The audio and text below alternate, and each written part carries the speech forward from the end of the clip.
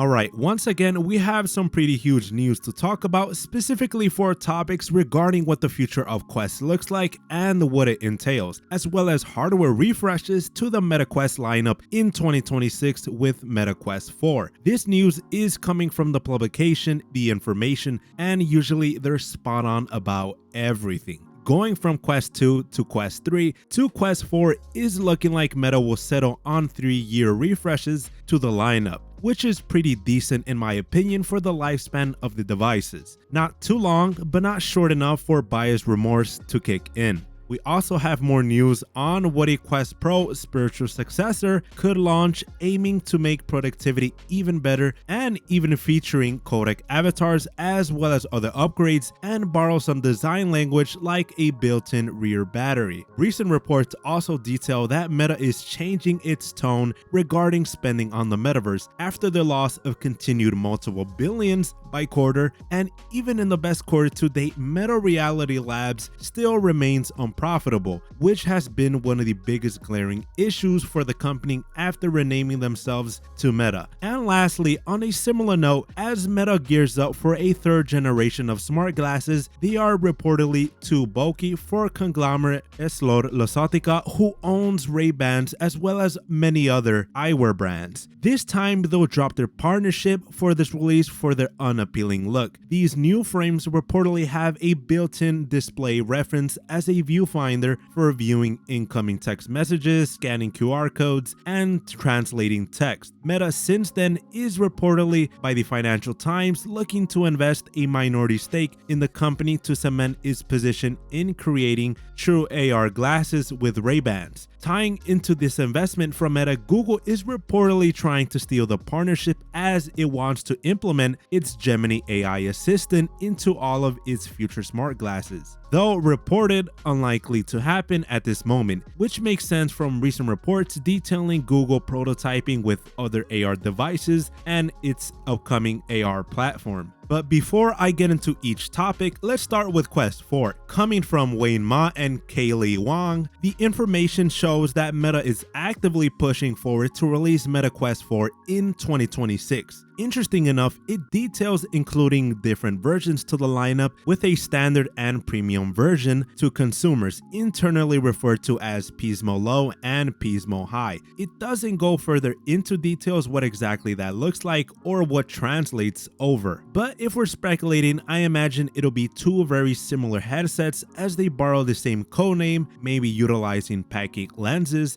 but miss premium features for cost saving of course. These features could range from more onboard memory, eye tracking, improved ergonomics, improved pass-through and tracking cameras, etc. I hope it's eye tracking, as it'll make developers test entirely new experiences and Meta to innovate in how we interact with the UI. But the biggest issue of course is cost/trade-offs, as one of the largest restraints of standalone headsets is that it runs off a battery and all the heat is constrained on your face. As even Quest 3, codenamed internally as Stinson, in a leaked photo of its bill of materials detailing how much it'll cost to source raw materials, components, and what it'll cost to deliver a finished product, is estimated around $357 to $498 for the 128GB version, and $364 to $505 for the 512GB version, estimating the best and worst case scenarios. This bill of materials isn't even including things like road-end development, advertising, or first-party studio support/game development. If we were to compare this timeline to Quest 3, Qualcomm by then should announce Quest 4 with an XR2 Gen 3 chipset. And talking about cost, a headset that shouldn't have dire cost-cutting restraints is the spiritual successor to Quest Pro. The higher-end headset is codenamed Lajala, I'm probably pronouncing it wrong, and set to launch in 2027. And compete with Apple Vision Pro, or more along the lines of an Apple Vision device, as even Apple is said to be working on a more affordable headset by that time frame, targeting a price range of $1,500. Mark Rapkin, Meta's vice president of VR, reportedly said, "We want to make it higher resolution for work and really nail work, text and things like that," end quote, as well as information and recent leaks and data mining that it'll include Meta's codec avatars that we've seen teased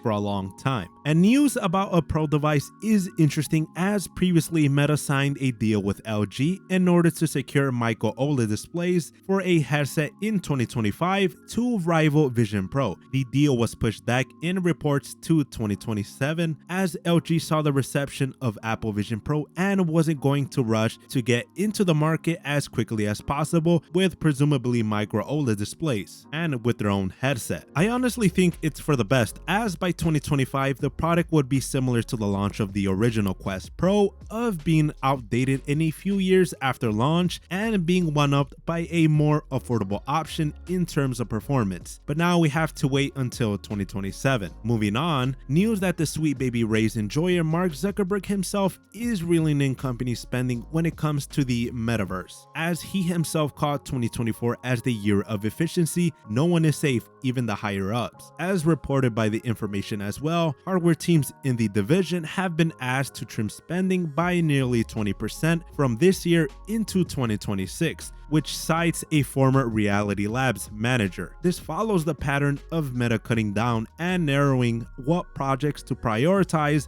more than others, as one of its previous projects was even working on a custom operating system for Quest. In 2022, Meta laid off more than 11,000 employees, and in 2023, including for the first time people inside Oculus Studios like Ready at Dawn that worked on Echo VR, which rest in peace to the toxic lobbies, and Downpour Interactive developers of Onward. This news proves that Meta is trying to trim down on spending, which in the bigger picture shouldn't impact Meta's Reality Labs, as already, even with the reduction, Reality Labs already receives so much funding from Meta's other businesses. Half of it alone is put towards AR, and this will help Meta narrow down spending, as eventually they'll have to turn a profit near 2030, with Meta's 10-year plan to turn this emerging technology mainstream. I'm inclined to think it'll take a bit longer with how things are going currently, but the potential is there. On one hand, it helped Meta become the front runner in the space, but in doing so,